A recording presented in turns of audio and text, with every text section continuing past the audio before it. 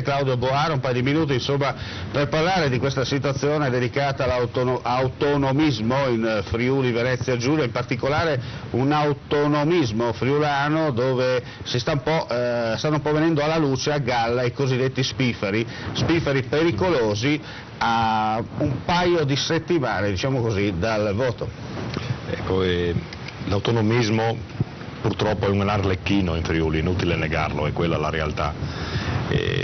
Ci sono ancora delle vecchie simpatie di destra e di sinistra, di Furlan, che non portano di bene. Di zampe o di drette, insomma. Esatto, e non portano bene a quello che è l'obiettivo che dovrebbe essere fermo per tutti, l'autonomismo visto non come una barriera di chiusura nei confronti di altri, ma autonomismo visto, come ha spiegato anche ieri sera Mario Anzil, visto come possibilità di dare servizi migliori a costi inferiori. Questo deve essere l'obiettivo di un buon amministratore, di un buon autonomista che decide le cose a casa sua. Non dimentichiamo che ieri è stato firmato un accordo, un atto, proprio nel 70° anniversario della Costituzione dell'autonomia del Friuli, che è importantissimo e riguarda il Portofranco di Trieste. Portofranco di Trieste, che è un gioiello che verrà a crearsi nell'Adriatico, non è un'opportunità solo per Trieste, perché Trieste senza l'entroterra friulana, i servizi che i friulani hanno sempre dato a Trieste, non va in nessun posto.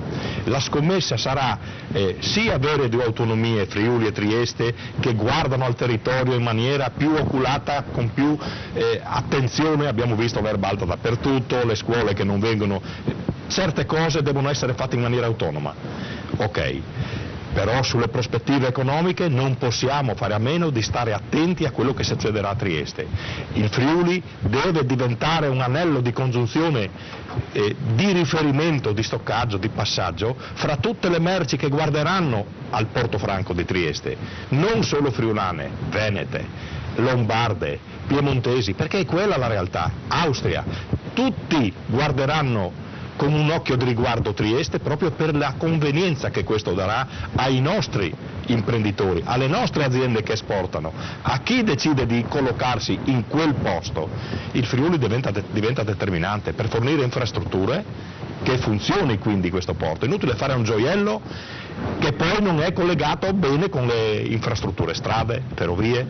Un passo bisogna riconoscerlo, è già stato fatto in previsione, che è quello di migliorare la viabilità su rotaia fra Gorizia e Trieste, e questo è importantissimo. Bisogna continuare in questo senso, facendo ancora più sinergia fra il porto di Trieste e il porto Nogaro, fra Monfalcone, che è un cantiere che è un gioiello, e dobbiamo lavorare in sinergia. Poi ognuno nelle due realtà amministri a casa propria e si prenda la responsabilità di amministrare bene, ma non guardare all'economia che ci riguarda direttamente a noi e ai nostri figli, assieme, progettando assieme il nostro futuro, e prima si fa e meglio è. Non si può, adesso che è cominciato l'iter, fermarsi a discutere, a disquisire sul sì, sul ma, sul come, sull'alto e sul basso. Immediatamente pensare a una progettazione e ad un esecutivo che vada a dare risposte alle aziende che stanno aspettando. Insomma, più chiaro di così viene da dire, c'è poco da replicare. Senta Boaro, per concludere, abbiamo ancora 1 minuto e mezzo, 2, per capire bene cosa sta succedendo all'interno dell'autonomismo, perché lei ha parlato chiaramente del vostro progetto, però ci sono più progetti che si stanno piano piano diramando in base a come tira il vento. Ecco, lo dico con scarsa soddisfazione, vedere che delle persone che hanno anche delle responsabilità amministrative, che sono state bene o male o perché ci credevano o perché erano complici ideologiche del progetto della giunta Serracchiani di distruggere i comuni con le UTI, io lo chiamo per quello che è, distruggere i comuni con le UTI, adesso vedermeli creare una lista civetta in funzione alla sinistra o con dei protagonisti di quelle UTI che sono uscite dalla giunta regionale Serracchiani e fare liste che parlano di autonomia con i complici che hanno distrutto l'autonomia a livello locale, la vedo un po' dura da digerire e anche da spiegare sinceramente. Un minimo di coerenza per chi si professa autonomista e indipendentista deve esserci, altrimenti significa prendere in giro i propri elettori. Non è serio quello che sta succedendo.